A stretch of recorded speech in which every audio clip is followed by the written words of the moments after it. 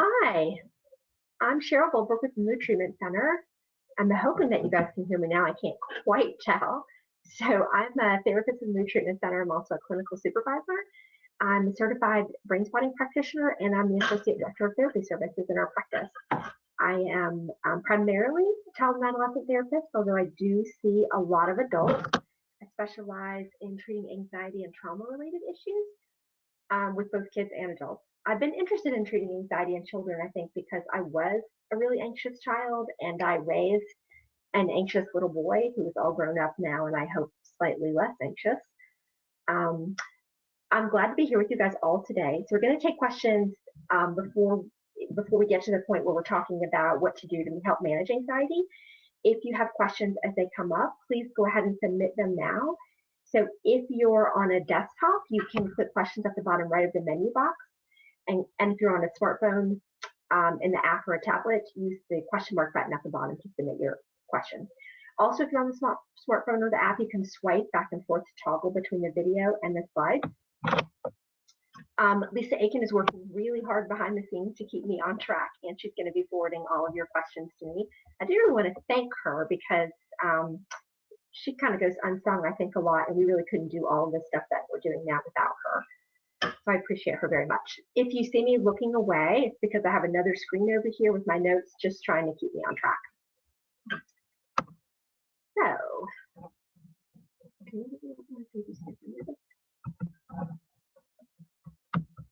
here we go. What are we talking about today? So have we ever wondered if there's a difference between fear or worry and anxiety? I do think that there are some common misperceptions about these things. Ever dealt with a kid who's asked the same question over and over and over again, and you've answered it over and over and over, and that sometimes they feel fine, and then they're really grouchy or clingy or tearful, or they don't feel well. That's all related to anxiety. So there is a difference between the three. Children are often really worried and anxious, and they just don't have the language to tell us. So my goal today is to help provide you with some information on just the differences, and then to spend a little more time helping you figure out what to do when those things happen. And we do have a resource list that you can kind of get at the end of the slideshow. Right, so fear, what is it? It's all about survival. So fear is instinctive, it's universal. There are common fears that we actually all share. So here's a list of kind of really common childhood fears with age ranges. Please do keep in mind that these age ranges could vary. These fears might start earlier or they might last longer. It's just a general range, right? So kids are afraid of loud noises, strangers, high places, they have separation anxiety, the dark, small animals, weather. This was a particular fear that my son had when he was little, and I had a lot of what if questions about tornadoes. Sleeping alone. At some point, we have fears based on media reports, and this is going to be important a little bit later. So these fears are common across children of all races, cultures, ethnicities, socioeconomic status. I find this really, I think, interesting and somewhat comforting because it just helps us to recognize that we are really far more alike than we are different. And I think that's really important, particularly now. In 1960, there was this really interesting study called the visual cliff. So it was done researching babies aged 6 to 14 months old and small young animals like kittens and puppies.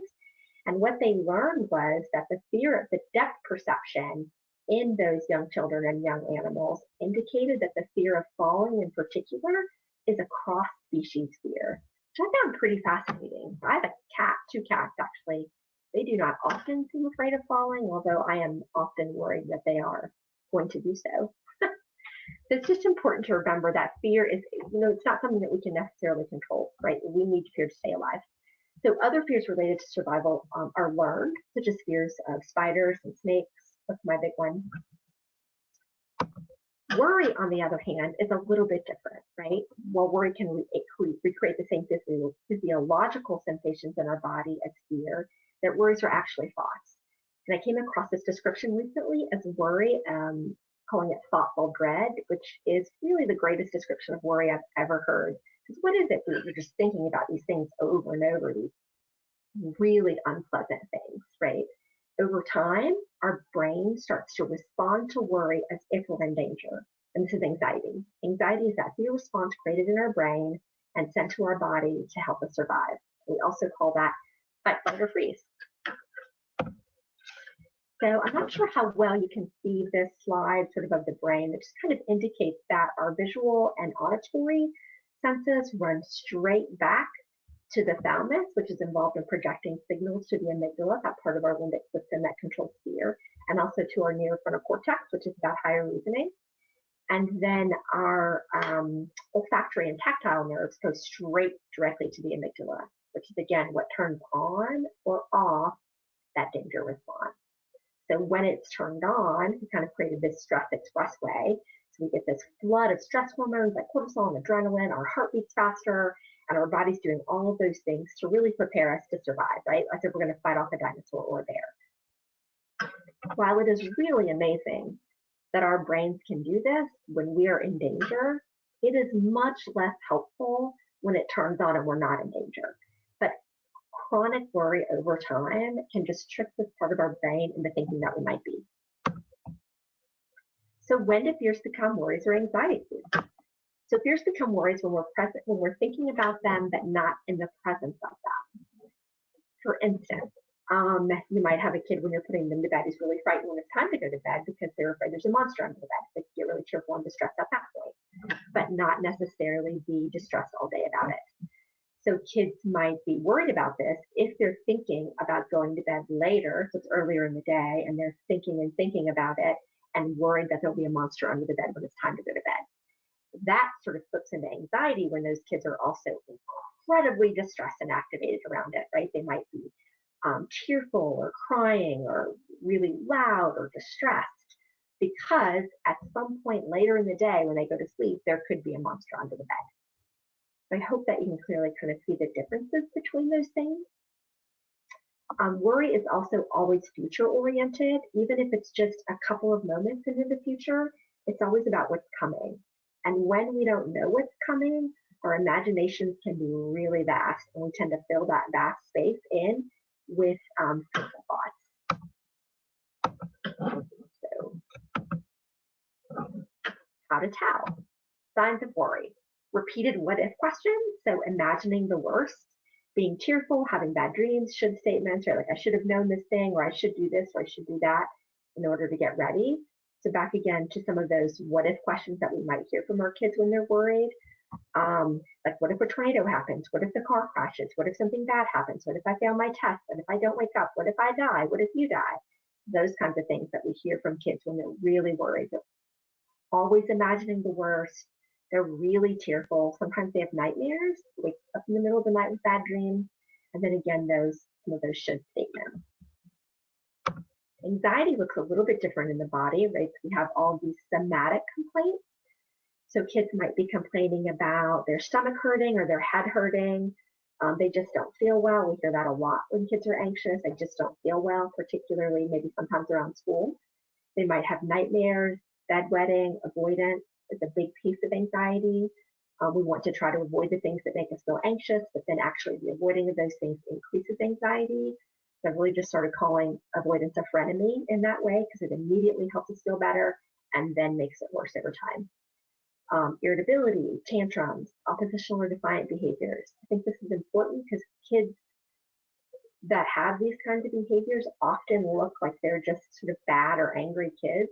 And really they are struggling so much to just control all of this really significant disruption that they're having inside their body, and they don't know what to do with it. So kids might have trouble sleeping, trouble concentrating, they might refuse to go to school, they can be really inflexible and fixed on routine. They could have separation anxiety. And in fact, these kids look a lot like they have ADHD. And often kids with anxiety are actually labeled as ADHD kids and put on stimulant medications, which may, if they don't have ADHD on board, increase their anxiety and make things worse. Older adolescents sometimes use substances in order to manage anxiety. Older, maybe tweens, are more isolated or avoidant in that way. So behaviors can just change based on age groups. How do we tell? So the SCARED, the Screening for Childhood Anxiety-Related Disorders, is one of my favorite measures for looking at anxiety. It was given to me a long time ago by a child psychiatrist that I used to work with. It's actually free on the internet. You can download it. It was developed in 1995 by the Western Psychiatric Institute and Clinics out of the University of Pittsburgh in Pennsylvania. So I like this one best because it really hits all of the measures of anxiety, like all of those kind of anxiety-related things in kids. There's a parent version and a child version. They are identical. The child version says things like, I feel upset in my stomach when I'm scared. The parent version might say, my child complains of being sick when they feel scared. If you're going to do this with you or your kid, it's important to do them separately from each other so that you're actually getting sort of answers that are true for both of you. Parents are often really good at reporting behaviors and what they see on the outside, less good at reporting what's happening on the inside, even though I think we always feel like we're really good at that. Kids are much better at reporting their internal state and have a harder time describing their external state. But the answers on the scale, if you score that, may indicate the presence of anxiety-related disorder. I do want to really stress that it should not be used to diagnose anxiety. That should be done by a professional who's got training and experience and works with kids in this area. But it could just be helpful into providing insight for you into whether or not your kids are really struggling with anxiety and that wasn't something that you were sure was happening. So if we have any questions so far, we can take a look at those. Here we go.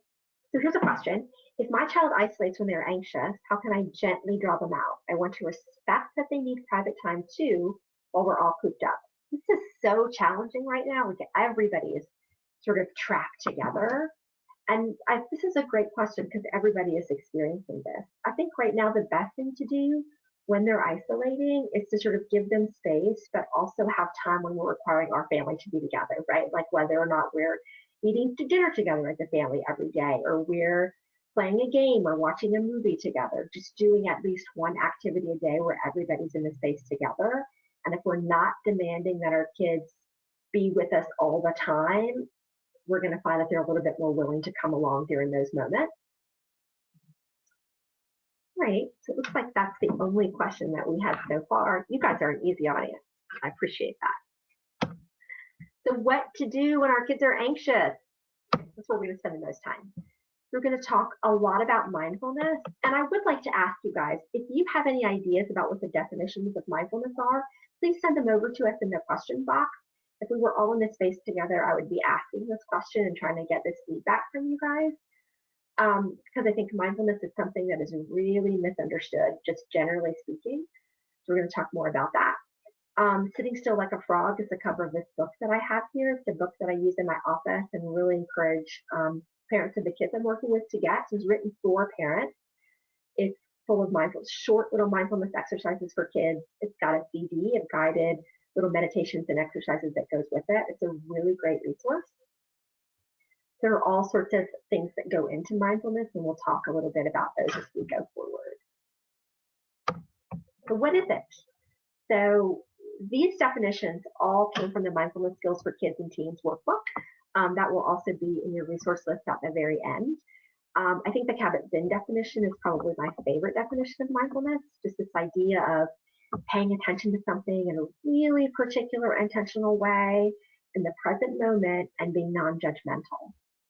Right? Being aware of what's happening as it's happening, paying attention to your life here and now with kindness and curiosity, which is important, and paying attention to what's going on right here and now inside of us or outside of us. That's an important distinction because I think we are going to talk a lot about mindfulness sort of inside and how that works in our body. We're also going to do a really short exercise in how to do that sort of outside awareness. Mindfulness is tricky. It's the hardest thing, I think, for me to present to families because it seems overly simplistic.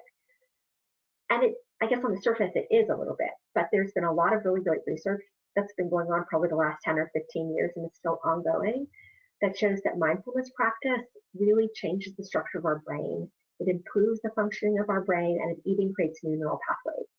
And this is important because when we have kids or adults who are highly anxious, there's a lot of activity happening back there in the survival part of their brain. And so when information happens, it kind of hits this part of the brain and then has to travel up for us to think about it and determine whether or not it's something that's dangerous or not. when we create a new neural pathway, we're going to have information that's kind of first hitting this part of our brain and then going down. And we're going to register it as dangerous sort of when we need to, not immediately. So the prefrontal cortex, which again is this part of the brain, is involved in executive functioning, planning, organization, attention regulation, decision making, behavior moderation, motivation, mood regulation, all these areas that are involved and impacted by anxiety. One study showed that mindful breathing in particular increased activation of the prefrontal cortex, which could be helpful in processing emotion, such as anxiety. And I think that we can see that a lot of those things involved in the prefrontal cortex and executive functioning are also areas where kids with ADHD struggle. And this is again why often anxious kids look like they have ADHD. Mindfulness practice also helps to decrease the density of the amygdala, that part of the brain and the limbic system again, that's associated with fear and emotional or implicit memory. And that reduces stress overall. Not just basic. When we're talking about implicit memory, we're just talking about the things that our nervous system kind of holds on to that we might not have a cognitive awareness of. We have a question about mindfulness. Is mindfulness similar to self-awareness? Yes, I think mindfulness is similar to self-awareness. Maybe the one difference is sometimes when we are self-aware, we can be a little bit critical or judgmental of ourselves. And a really key part of mindfulness is putting the judgment down and being non-judgmental. So just observing and being aware in a non-judgmental way. Here's another comment about mindfulness. Mindfulness is used to focus an anxious mind on one or two simple things to help calm the mind and body. That's beautiful. Yes, that's a great description of mindfulness. I love that. This is why I spend a lot of time teaching my kids and families about mindfulness, because I've done a lot of work in different ways with anxious kids, and I just find this to be the most effective thing. So let's see. So what's the process? So the process of mindfulness is deciding what to pay attention to, notice when you're not paying attention to it, accepting without judgment that we've been distracted, dismissing what's distracted you, and returning your attention to what you're paying attention to. So again, I know that seems overly simple, but maybe let's just take a moment, right, and notice your surroundings, where you are. If there's an object or something in the space where you are, just let your attention turn to that and notice all the details about it. So I'm looking at this wooden sunflower plant over here that my friend gave me years ago, and just really noticing. I think it's here so often, I just don't look at it very much, but I should.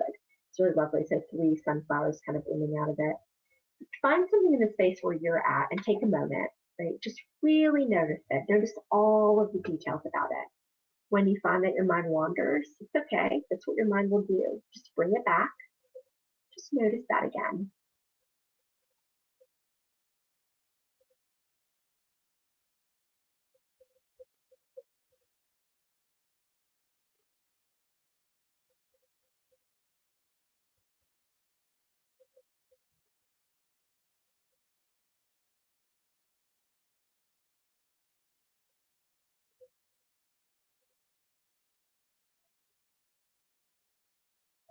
So this idea of being mindfully aware. We are so often operating on automatic pilot, which is kind of mindless, and we can miss all the really important things that are going on around us. Yeah, so I hope that was helpful for you, and that you were able to find something just for that quick moment and really notice it. And notice even maybe that your mind wandered, which the reality is our mind's only function is just to wander and think, right? There's a misperception, I think, that mindfulness practice, particularly maybe meditation, that the goal in that is to not think, which is impossible. And if we go into it with our goal as not thinking, we are setting ourselves up for failure. We're never not thinking. We're thinking all the time. Yeah. Let's talk about mindful breathing. If everybody here has children or has been exposed to a child at some point, and watching them breathe when they're babies and seeing their little bellies rise and fall, right? Those babies are breathing from their diaphragm. They're doing that really naturally. Sometimes we do that in a deep sleep state really naturally, but we are doing it less. I don't know what age we lose that. As we grow older, it's not something that we naturally do. Singers and musicians and actors often do this more naturally. They just learn to do that as a way to project their voice and elongate their breath for their musical instruments and things like that. But I'd like you guys to all just take a moment, right? Place your hand on your belly, right above your belly button, and breathe in, just noticing your belly expand. We want less movement from up here in your chest. Just breathe in and then hold for a few seconds and breathe out. Let's go. So in, just hold that, and out. Kind of feeling your belly collapse inwards. Try that again. In,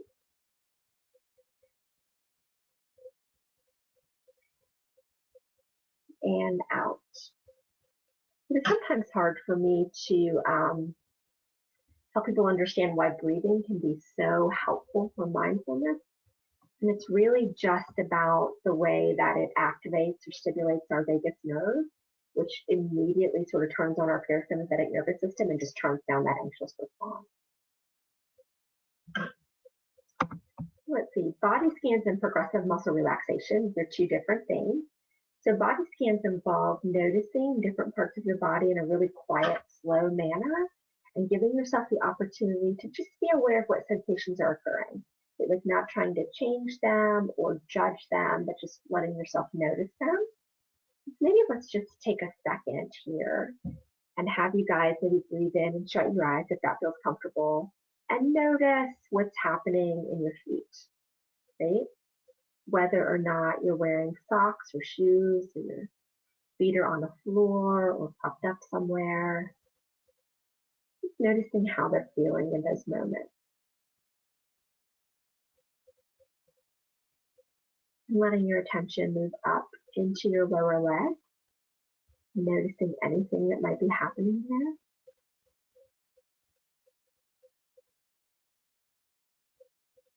Then up again into your upper legs and thighs. You're sitting, kind of the way that might feel against your seat or the floor.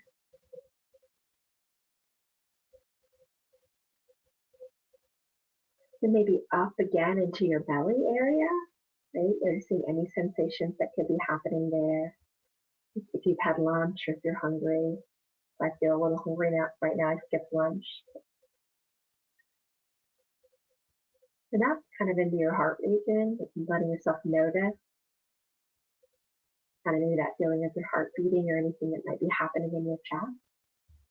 Really often people report feeling tense and tight through here. Now to your shoulders, down your arms and hands.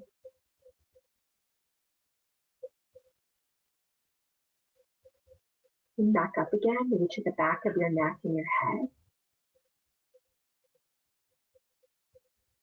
You're letting your awareness sort of come down into your face. Notice anything there.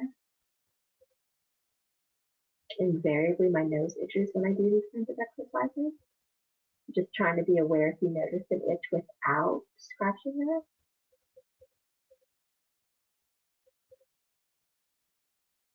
And then just let your attention come back to the room and your environment.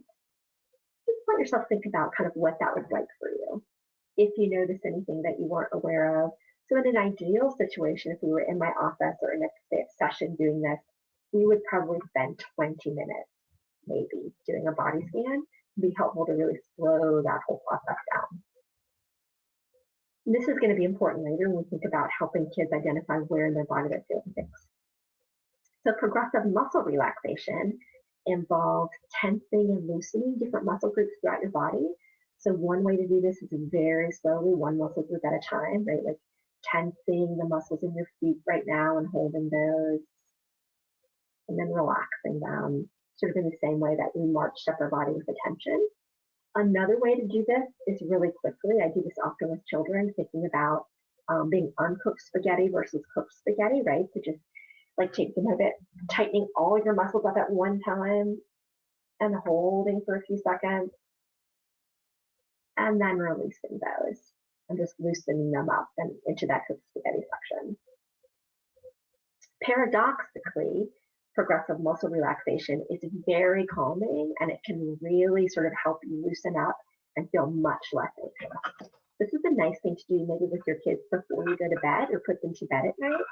particularly if they get a little bit wound up at bedtime, which I know a lot of kids do. Mine certainly did at that age. Yeah. So we're going to move into this idea of using your senses. And so this is kind of thinking about using mindfulness externally rather than internally, which we were doing with breathing and scanning and muscle relaxation. Oh, I'm so sorry, my cat is over here paying a visit. He often gets really unhappy when I'm sitting at the kitchen table. He was really kind of a jerk earlier today, and now I think he's trying to be sweet. So using your senses can be really helpful, particularly things that smell, the pleasant smell association. So I would not use anything that has an unpleasant association with it, because remember, our olfactory nerve goes straight into our amygdala, which can immediately turn on or turn off that anxious response. This is something that I use in my office a lot. It's called organic lavender balm. It's really lovely. Lavender is a super calming scent. You know, there's been a lot of research around that. And then just having that to kind of breathe that in. Essential oils, we know they're sort of a big craze right now, are a really good way to do this. Sort of lavender is a more calming one.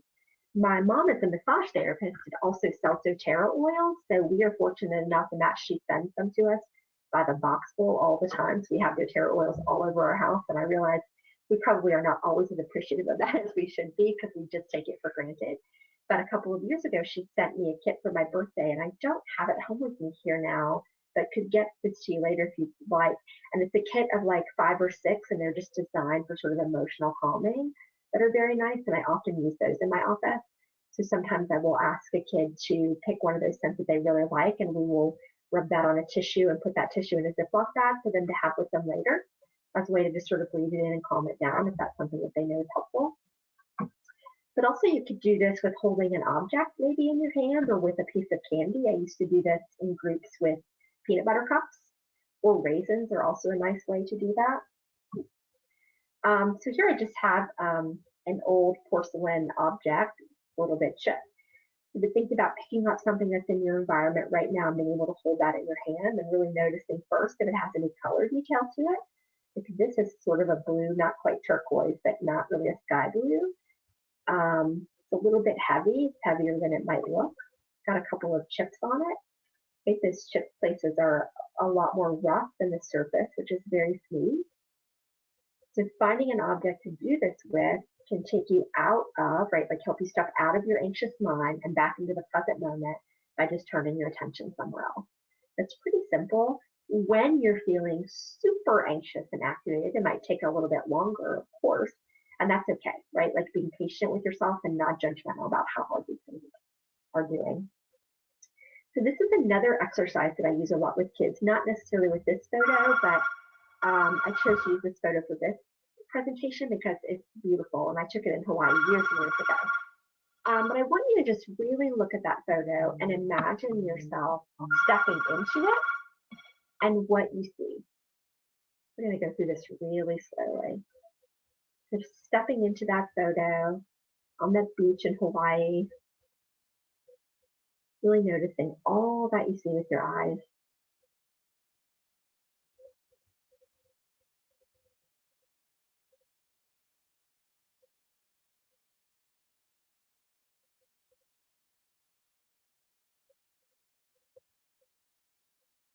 What would you smell if you could step into this photo on this beach in Hawaii? Like certainly of the water there, right? Like maybe there would be a salt water smell.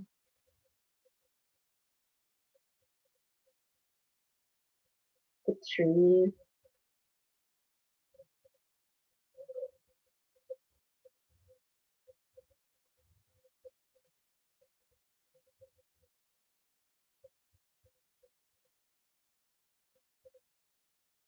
What could you touch? Certainly we have sand there, right? It looks like there's wet sand and dry sand. Different sorts of leaves on trees and other fauna. The water, maybe even. Stones or shells. If you could pick something up, what would that be? And what would you imagine that it could feel like?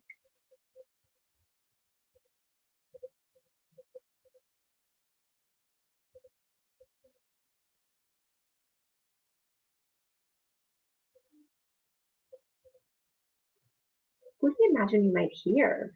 certainly probably the waves. You see the water's moving a little bit. But what other sounds might be there that we could hear? Doesn't look like there are any people on this beach, which is probably why I took this photo, because I love that so much. But maybe the wind rustling in the trees.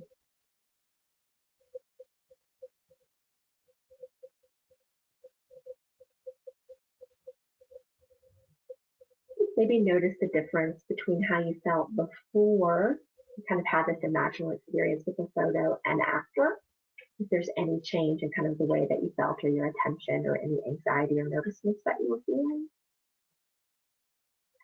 So you can do this with photos of places that you've been, right? So if you've had really happy, wonderful vacations, you can pull out one of those photos and walk through that in the memory way, right? Like, what do you remember feeling in that moment in the air? What was the air temperature like? But also to do with places that you've never been. I used to have this really gorgeous photo of an apple orchard. I don't know what happened to it. I just found it randomly on the internet, and I used that a lot with kids because there was so much happening in it. There were lots of things for us to imagine.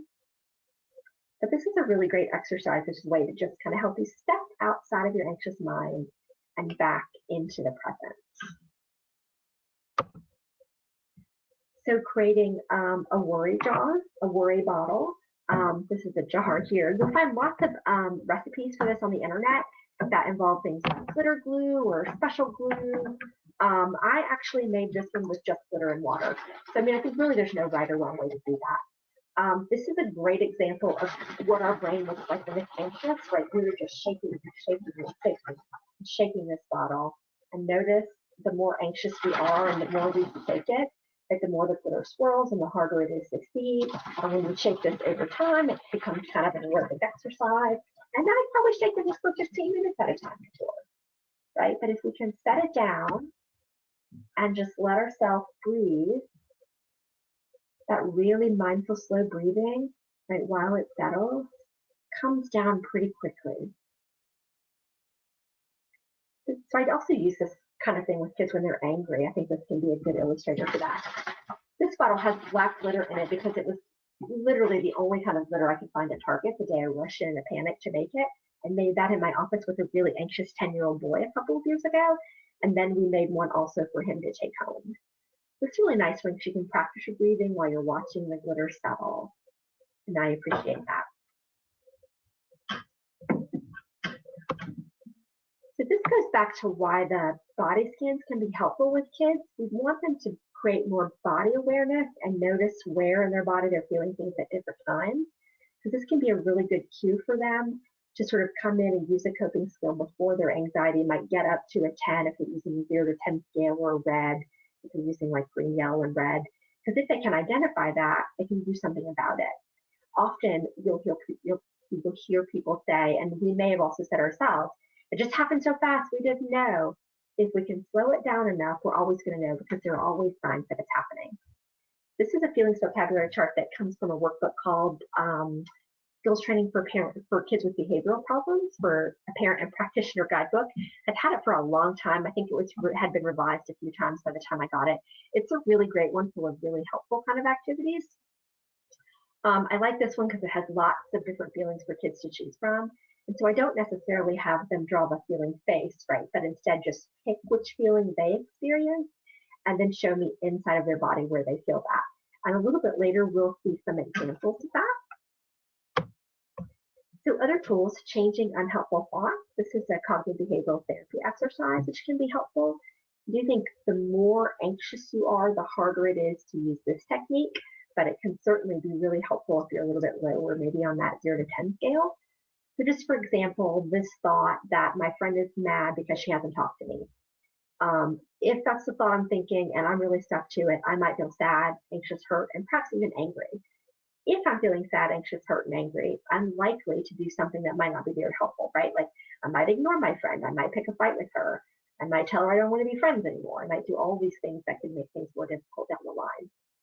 If though instead when I catch myself with that really unhelpful thought, and I flip it, right, reframe it to something like, my friend might not be mad, she might just be upset about something else, or she might really just be busy. I'm going to have a really different feeling about that, right? I might feel worried about how she is. I might have just kind of a neutral or no feeling if I think that she's just too busy. If I felt worried, I might reach out and ask if everything's okay, which is going to have a very different outcome than if I ignored her or told her we weren't going to be friends anymore because I was angry. The skills book for children with behavioral problems has really great CBT exercises inside of that can be helpful for kids in doing this kind of activity. So other tools, storytelling. This is one of my favorite things to do. I've been doing this a lot since I've been seeing kids in a telehealth format because it feels like we're limited in what we can do, but using storytelling to help them reframe worries by changing the end of the story. So several weeks ago, I had a really anxious 4-year-old in my office who had a nightmare about giant killer robots who were also saying very unkind things to him. And I have a big chalkboard in my office, and we actually recreated his dream in drawings and included a magic portal that he went through, came out the other side as a superhero, and then went and conquered the giant killer angry robots and saved the day. And that helped him feel much more excited about the idea of going to bed that night because it was just convenient that he'd had the nightmare the night before he came in. But you can also do this with comic book formats, right? To help kids create worry buster superheroes, and then just wrote stories or comic books around how their worry buster superhero attacked their particular worry and made that a little bit better. Having a worry jar. So I've had in my office for a long time an angry jar, and over time that became a worry jar, and then worry is so often expressed as anger, it sort of merged into itself. So the things that we see on this jar here are actually things that I pulled out of the jar in my office last week. So things like I'm scared something bad will happen. I'm scared of the dark. I'm worried about going to college. Will there be a storm? I'm worried I'll get into trouble. I'm worried my mom will die. I'm worried about the coronavirus. I'm worried about passing my test. So having a place for kids to write their worries and just put them in this jar once a day, we don't even need to go back and talk about them necessarily, right? Helping them write it down, put it in, and then doing something that's sort of grounding or relaxing for them afterwards can be a way for them just to sort of diffuse and separate themselves from the intensity of their worry. Another diffusion tool, which is something I really enjoy doing, is creating a worry monster. So I also do this with adults, right? Like name your anxiety monster. Who sits in the corner? What does he look like?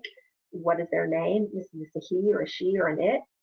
And when those really repetitive, stuck, anxious thoughts keep coming up, like I had someone say something the other day about, how do I know the sun is not going to explode next week? Well, that's the worry monster worrying about that, right? Because it's his job to protect you. And if he can know when the sun's going to explode, he can know how to take care of you. The reality is we don't have those answers, right? But we also all need our anxiety monster to be small and pocket-sized because it keeps us safe when we cross the street. It helps us study a little bit harder for our tests. It makes help us run a little bit faster if we need to get away or if we're in a race. It's when we overfeed our monster like this, right, that we really have problems and he kind of takes over. In just a few minutes, you're going to see an example of a worry monster that a kid created in my office. She called him George. He's a T-Rex. Actually, I've had that picture for a couple of years, and I've just now realized some of the details of that. Let's see, Vergence is another tool. It's not one that I do a lot with kids, but I think I'm going to start. So this came about in the 1970s with some research around oculocardiac reflex. And what they discovered was if you hold an object like a pen about 6 inches away from your face, and you look from the pen to the space beyond the wall rapidly, like maybe 3 to 10 seconds in each spot, it will activate your vagal nerve, turn on your parasympathetic nervous system, and really slow down your heart rate, which is going to calm you down. It's very helpful in the treatment of panic attacks. So resource Gazespotting, this is a brain spotting intervention. We already know that where we look affects how we feel. So our eyes are taking in information all the time to orient us in time and space. If you just take 1 minute and think about what you had for dinner last night, you might notice that you're going to look in a particular direction to try to recall that information. Our eyes just do this naturally to pull information from different parts of our brain. Brain spotting harnesses that, and we'll use a really particular brain spotting intervention to help reduce anxiety or activation in the moment. So remember that there's one track from our occipital nerve, our eyes, right, back here to the thalamus in this deep part of the brain, which signals the amygdala to turn on or down our fight, flight, or freeze response. So I'm going to ask you guys just to take a minute, right? I mean, close your eyes if that feels comfortable, and check in with your body and find just a calmer, quieter place. Take a moment to do that. There's always at least one calmer, quieter space. Sometimes it's in a really funny spot, at the bottom of our foot, the end of our ear or nose. Could even be in a place where we don't feel much of anything, like our hair.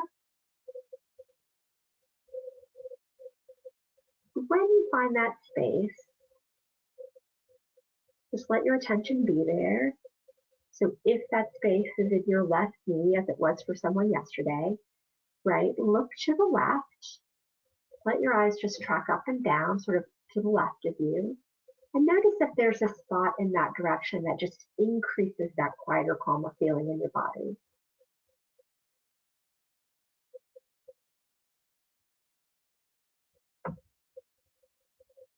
Now look to the center of you. Again, keeping your attention on that quieter, calmer space as if it were your knee, halfway. And again, just let your eyes track up and down. And notice if there's any spot in this direction that increases that quieter, calmer feeling for you.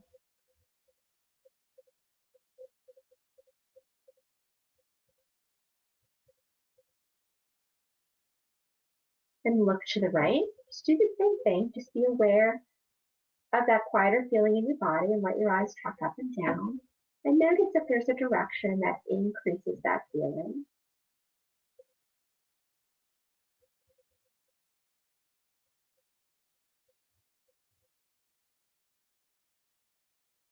Now I want you to just let your eyes return to whatever that spot was. And just gaze in that direction for a moment, letting your attention stay on that part of your body. It's just a little bit quieter, calmer.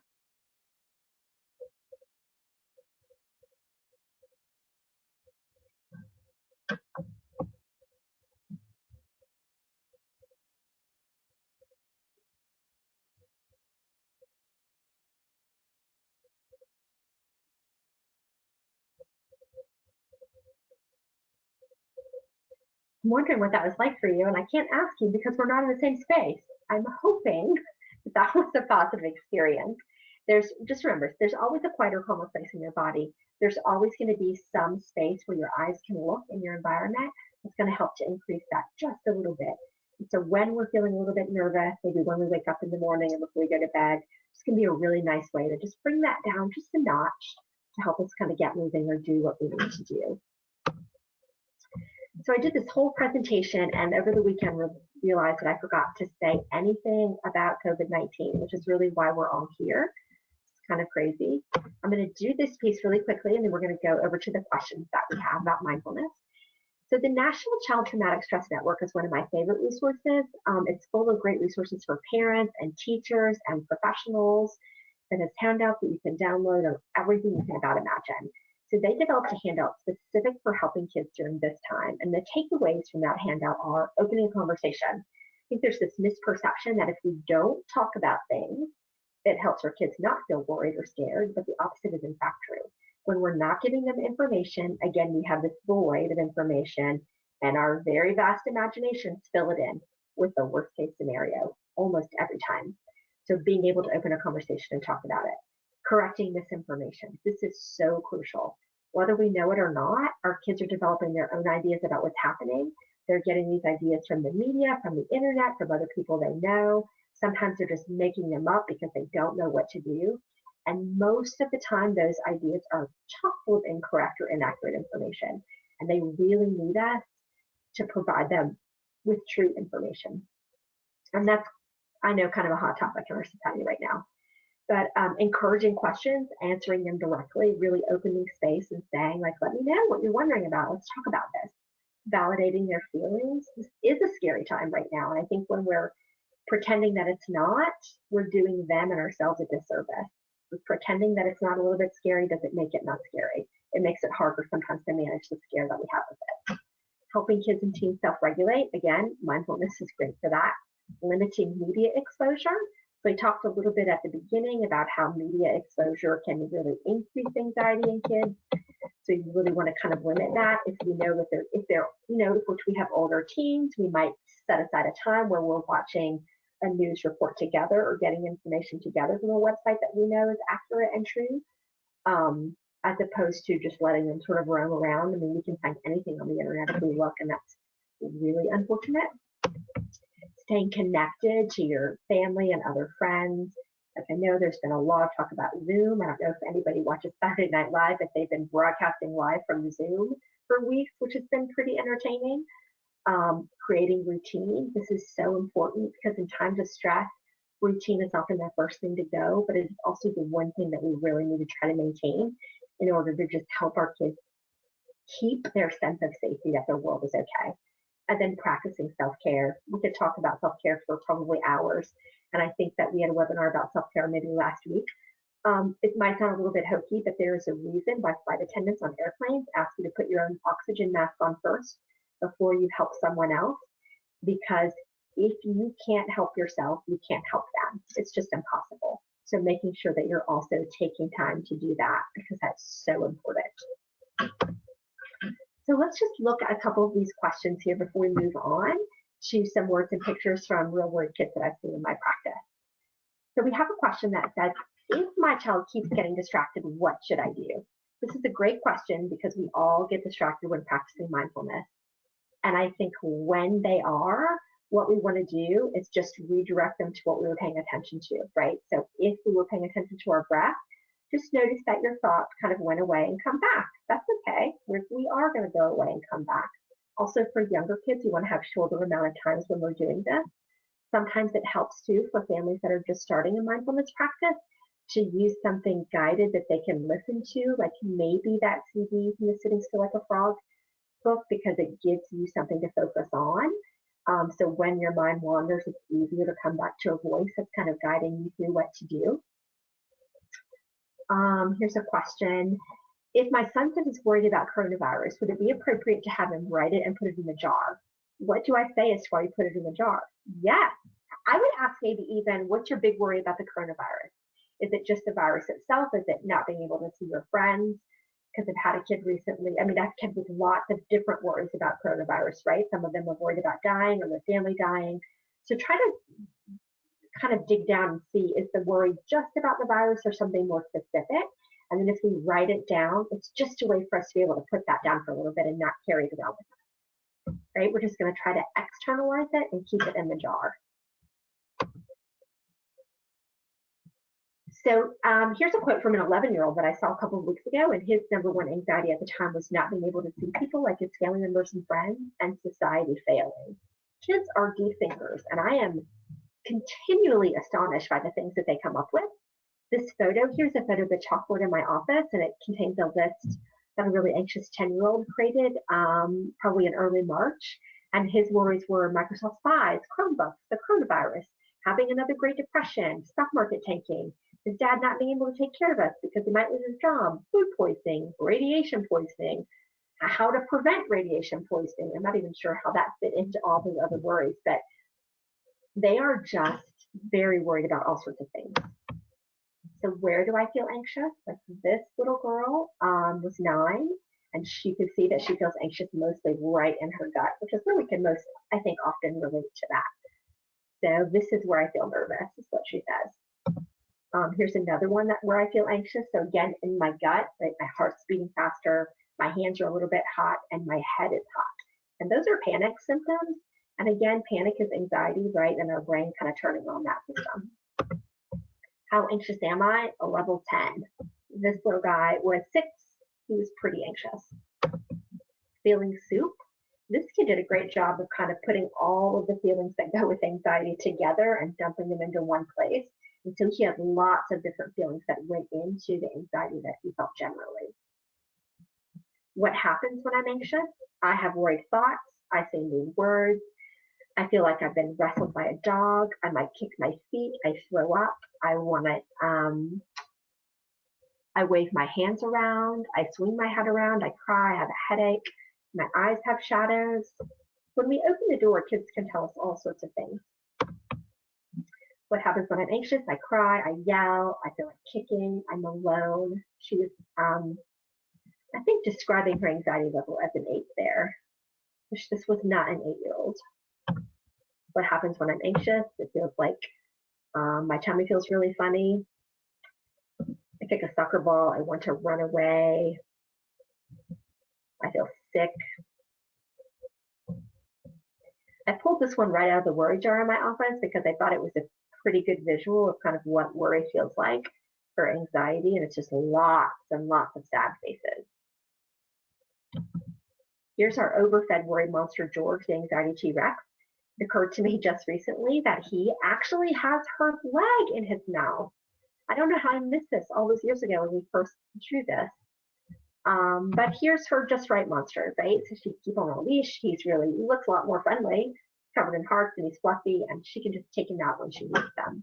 Sometimes it can be helpful to have kids draw their overfed worry monster and their just right monster. What helps? So these are the things kids have told me recently. Sitting next to my dog, he calms me and makes me feel good. Hearing a funny story, having someone listen to me, a hug. My cat, he was always a little friend that was there, and I didn't have to talk. He was just my friend, and I knew he loved me. My blankie when I was really small. Being with my mom helped. Playing video games, reading certain books like The Hobbit or Harry Potter, things that take your mind to a completely different place. This one liked to watch a lot of sci-fi. Lady said they were cool and they kept my mind off the world for an hour or so. Talking to my friends, always important. Yeah, so we have some resources here for you, and we have several lists of mindfulness resources, YouTube videos, and things that you guys can get to. We are going to have slides and a YouTube link to this presentation on our website at moodtreatmentcenter.com. And in that site, also on our website, moodtreatmentcenter.com, you'll find YouTube links to all of our earlier webinars. So you'll be able to access these slides and see all of these resources. Just more mindfulness, yoga for kids. Yoga is a mindfulness practice all by itself, can be really helpful. Slow, restorative yoga can be really useful for anxiety or trauma. Here just have some of the benefits of meditation. The books for parents, teens, and kids. The Worry Child is one of my favorite resources for families who have anxious children. The Mindfulness Skills book for kids and teens. I pulled a lot of information from this presentation from there. We have Sitting Still Like a Frog, Helpful Worry book. We have a Be Mindful card deck. I have a couple of these. I have one for kids and one for adults. And they're just cards that you pull and they have like mindfulness tips on them. So the name of the card deck is also in this resource list. That's it. Oh, we're at the end. Thank you very much. If you guys have any other questions, it looks like we've hit them all. Please send them in. Our next two webinars, we have one next Wednesday for couples.